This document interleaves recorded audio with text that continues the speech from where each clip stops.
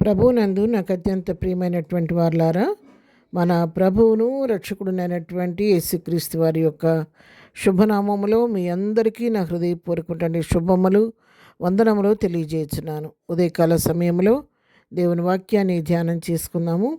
ఈరోజు వాక్య ధ్యానము కొరకు మనం తీసుకున్నటువంటి లేఖన భాగము దినవృత్తాంతములు మొదటి గ్రంథము 29వ అధ్యాయము 12వ వచనం చదువుకుందాం.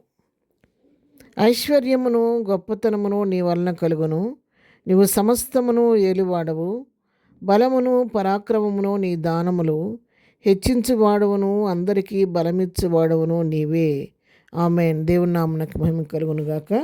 ఈ వాక్య భాగాన్ని మనం గమనించినట్లయితే భక్తుడైనటువంటి దావీదు దేవుని సన్నిధిలో చేస్తున్నటువంటి ప్రార్థన, కృతజ్ఞతాపూర్వకంగా ప్రభువును స్తుతిస్తున్నటువంటి స్తుతి అర్పణ. ఏ విషయంలో దావీదు ఇంతగా ప్రభుని స్తుతిస్తూ కొనియాడుతున్నాడంటే, మరి దావీదు యొక్క కుమారుడైనటువంటి సొలొమోను మందిరం కట్టించాలని పనిబూనుకున్న సమయంలో అతడు లేత ప్రాయం కలిగినటువంటి వ్యక్తి కాబట్టి, బారుడై ఉన్నాడు కాబట్టి, ఆలయము మరి తను కట్టబోయే ఆలయం మనుషులకు కాదు, యెహోవా కొరకు పని పుచ్చుకున్నాడు కాబట్టి, ఆ పని బహు గొప్పది కాబట్టి, ఆ పనికి కావలసినటువంటి అనేక రకాల వస్తువులు మందిర నిర్మాణం కొరకు అవసరం కాబట్టి, వెండి, బంగారము, కలప, రకరకాల రాళ్ళు, మరి అనేకమైన వస్తువులు మందిర నిర్మాణం కొరకు అవసరమైనటుండగా, దావీదు తన కుమారుడు కట్టబోయే మందిరం విషయంలో ఏవేవైతే వస్తువులు అవసరం ఉన్నాయో అవి మీరు ఇవ్వగలిగిన వారు, మీకు తోచిన వారు తోచిన రీతిగా సహాయం చేయండి, మందిర పనిలో సహకరించండి, ఇవ్వండి అని చెప్పినప్పుడు ప్రజలు విస్తారంగా మరి మందిర పని కొరకు కానుకలు తీసుకొచ్చి ఇచ్చారు.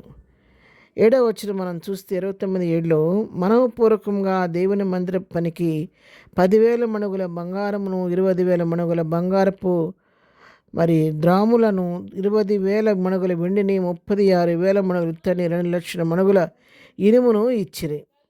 తమ యొద్ద రత్నములున్న వారు వాటిని తెచ్చి యెహోవా మందిర బొక్కసం మీదనున్న గెర్షోనీయుడైన యెహీయేలునకు ఇచ్చిరి. వారు పూర్ణ మనసుతో యెహోవాకు ఇచ్చినారు గనుక వారు అలాగూ మనఃపూర్వకంగా ఇచ్చినందుకు జనులు సంతోషపడిరి.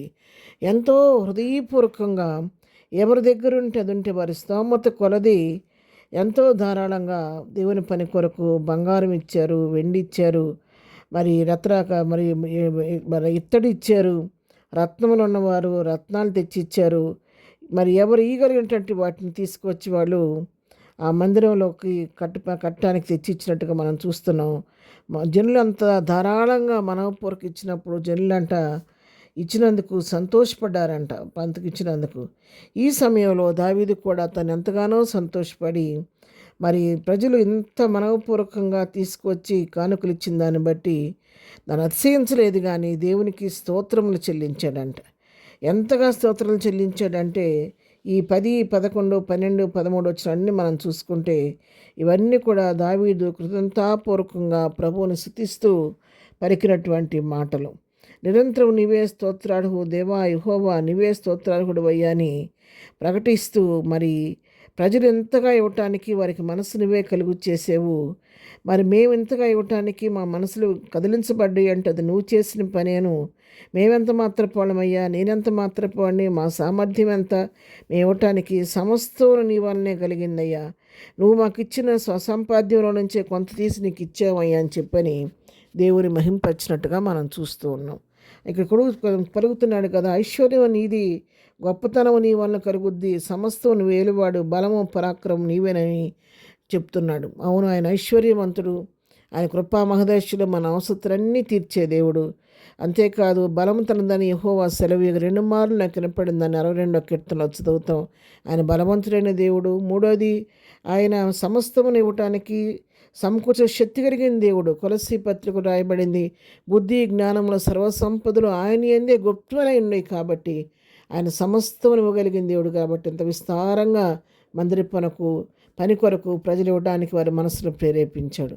ఉదయకాలం దేవుని వాక్యం ఉంటున్నాడు. నీతో నాతో ప్రభు ఈ వాక్యం ద్వారా మాట్లాడుతున్న పిల్లరా, మనకున్న కొదువు సమయంలో, మనకున్నటువంటి వెలితిలో మన మనుషుల వైపు, లోకం వైపు, పరిస్థితుల వైపు చూడకుండా అయ్యా నీ మహిదైశ్వర్యం నుంచి నా అవసరం తీర్చమని ప్రభువుని అడిగితే అలనాడు సులోమాను మందిరం కట్టడానికి సమస్తాన్ని సమకూర్చిన దేవుడు నీ జీవితంలో కూడా ఉన్న లేమిని తొలగించి నీ కావాలని సమస్తాన్ని కూడా సమకూరుస్తాడు. కాబట్టి అంతేకాదు మనము కూడా ప్రభు పని విషయంలో పాలుభాగస్తులై మనకున్న దానిలో ధారాళంగా ప్రభు పనికి ఇచ్చి దేవుని మహింకరంగా నిలబడాలని కూడా ఈ వాక్యం హెచ్చరిస్తుండగా మనం కలిగిన దానిలో ప్రభు పనికి ధారాళంగా ఇద్దాము. మనకు లేమి కలిగినప్పుడు ప్రభు దగ్గర అడిగి పొందుకోవడానికి సిద్ధపడదాము. ప్రార్థన. ప్రేమ కలిగిన తండ్రి, పరిశుద్ధ ఉదయకాలం మాకు ఇచ్చినటువంటి ఈ శ్రేష్టమైన వాక్య భాగాన్ని బట్టి నీ కొందనాలు చెల్లిస్తున్నాం.